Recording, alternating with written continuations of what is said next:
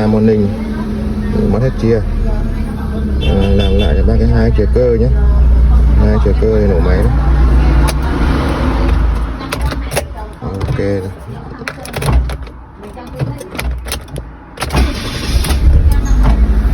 Ok.